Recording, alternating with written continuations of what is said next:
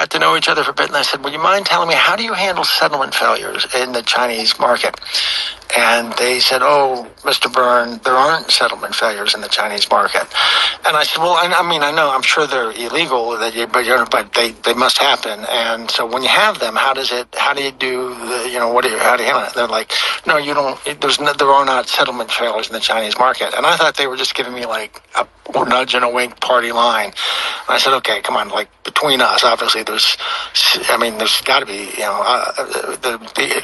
there's settlement failures. How do you handle it when it happens, though? I know it might be against the rules, but when it happens, and the guy, the sort of quiet, the guy who's in charge is never the guy who looks like he's in charge. It's always somebody, and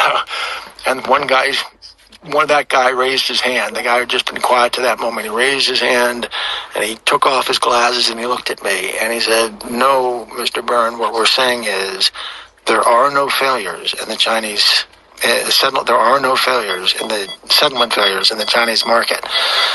That's staring me in the eyes, and I got what he meant was like if somebody does that kind of stuff, they get taken out in a bullet in the back of the head. So that's how they. In other words, China listened to exactly what I was saying and did exactly what I was saying we should do in America. It's our own system. It's so corrupt. Yeah. So what can I tell you? That's insane. I was like, oh, I get it now. The way he said it, I could tell he was saying, if anyone does that kind of stuff here, we put a bullet in the back of their head. And, of course, Ken Griffith and Citadel got banned from China. So, is that correct? That's because, they're a one-trick pony. They're a one-trick pony.